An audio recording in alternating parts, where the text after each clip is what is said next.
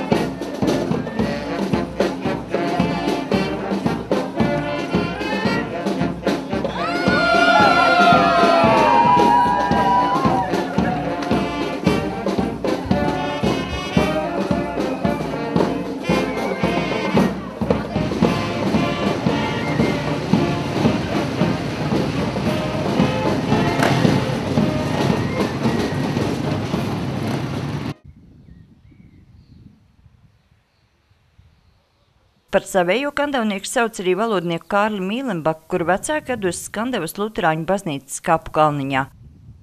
Un kam sirdīs misums,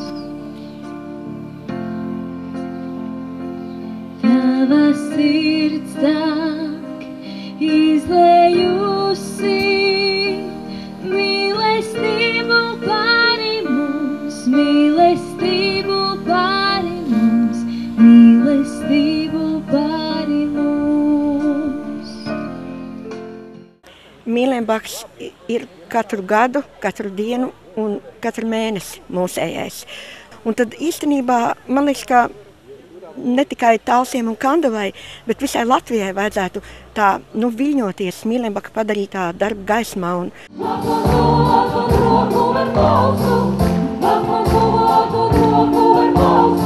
Ar muzikālu mistēriju piederību, kuru veidojas komponists Jānis Lūsēns, tekstu autora dzejniece Maija Laupmane un režisora Ziedīta Začiste, svētkos tika atklāta rekonstruētā Ozolāju estrāde. Muzikālā mistērija sasaucās ar svētku moto "Nāc un esi savējais". Ir kāds brīnums latviešu valodā. Latviešu valoda visu labākais un gaišākais tautas gara spogulis. Latviešu valoda un Kandavas apkaimē dzimušais valodnieks Kārlis Mīlenbaks, kur attēlo mūziķis Zigfrīds Muktupāvels, ir muzikālās izrādes jeb mistērijas piederība galvenie varoņi, kuri atgādina, ka latviešu tauta pastāvēs tikmēr, kamēr pastāvēs latviešu valoda.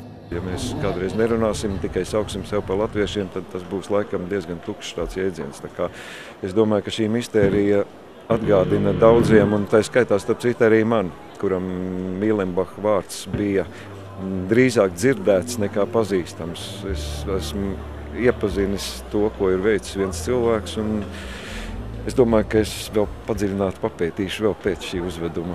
Gandrīz 2 stundu garajā muzikālajā izrādē tiek izstaigāti latviešu valodas attīstības ceļi caur ainiņām no skolu dzīves. Mīlenbaks izrādē sastopas arī ar šā gada jubilāru Raini, kurš ir kā pretmets valodniekam. Tā muzikālais darbs iegūst nosaukumu mistērija. Man kaut kā galvā izkristalizējās ideja, ka tas varētu būt stāsts par latviešu valodas attīstību, kur nemaz, kurai nav tāds nenormāli garš posms, vismaz tādu, kā mēs to zinām. Veidojot piederību, autoru kolektīvs arī vēlējies uzsvērt, ka latviešu vārnīcas autors mūsu apziņā ir nepelnīti piemirsts, un godā tas būtu jāceļ ne tikai Talsiem un Kandavai, un ne tikai reizi 5 vai 10 gados. Man nepatīk talkas, un man šķiet, ka Mīlenbaka jākopja, tāpat kā baroni jākopja, un Lerka Puškaita jākopja, un visus citus mūsu lielos dižos cilvēkus, kuri īstenībā veidojuši mūs tādus, kādi mēs šeit esam pašlaik, dienu no dienas, katru dienu.